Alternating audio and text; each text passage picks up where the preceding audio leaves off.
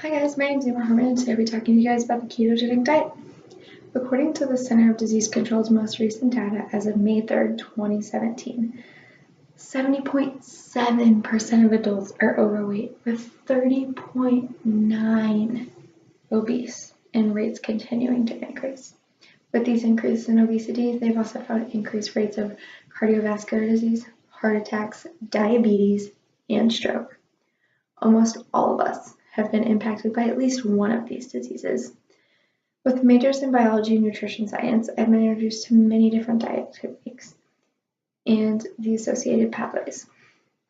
Today we're going to talk about the differences between a carbohydrate-based diet and a fat-based diet, the biochemical and physiological pathways associated with them, what a fat-based diet consists of, and some of the benefits behind it.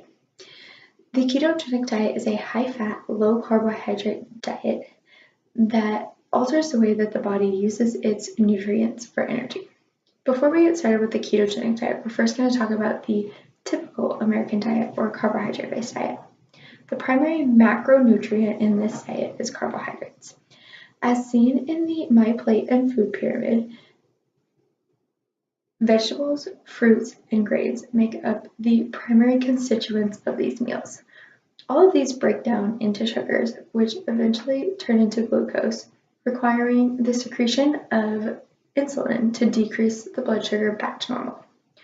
As you can see in this graph, in red, the first increase in blood sugar occurs when we eat a high carbohydrate or sugary food. The green line is shown by a high-fat diet, which keeps a relatively steady blood sugar throughout the whole day. Moving on to a ketogenic diet. The ketogenic diet consumes less than 50 grams of carbohydrates a day, which puts the body into a starvation mode, really just a starvation mode from carbohydrates. But it enters a metabolic state known as ketosis. In ketosis, the body produces ketones via ketogenesis. The body produces ketones because not all organs are able to use fats directly for energy, one of these organs being the brain. When ketones are produced in excess, we simply exhale them via the mouth or excrete them in the urine. Due to very little carbohydrate and sugar intake, as we discussed earlier, this helps to regulate the blood sugar to a relatively steady level throughout the whole day, even through food consumption. If blood sugar is ever too low, we can always derive further sugar from specific ketones as explained in the Scientific American. The ketogenic diet is a natural diuretic, so it will increase urine output. So it's very important to maintain adequate fluid intake to avoid dehydration. So now moving on to what does a ketogenic diet look like. One major misconception is that the ketogenic diet is greasy cheeseburgers, french fries, and bacon all day long. As you can see in the graph in the study that was done by Bueno in the British Journal of Nutrition, the group that had the ketogenic diet actually had higher HDL, which is the good cholesterol, as compared to the group that had low-calorie diets.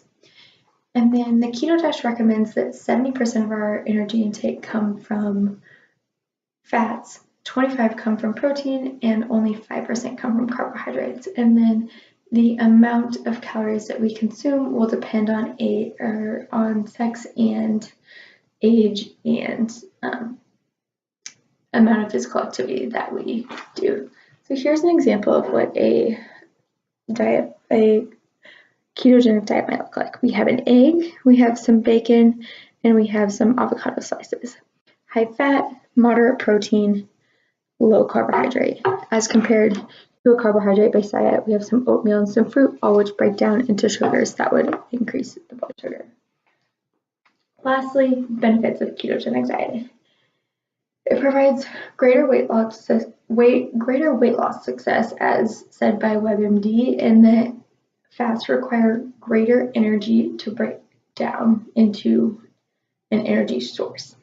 It can also help lower and stabilize blood sugar. And then in the October 1st, 2013 Scientific American, it was found to have beneficial relationships in many brain disorders, including epilepsy, Parkinson's disease, Alzheimer's disease, autism, and some sleep disorders and cancers. So to sum things up, the ketogenic diet changes the way that the body uses its food for energy. Today we discussed how the carbohydrate-based diet differs from fat-based diets. We also discussed how their pathways differ, the differences in what they consist of, and as well as some of the benefits of a fat-based diet. However, one thing to consider is that not all diets work for all people. There is not one end-all cure-all diet for obesity. Diets need to be individualized because we all process foods differently due to genetics. Thanks, guys.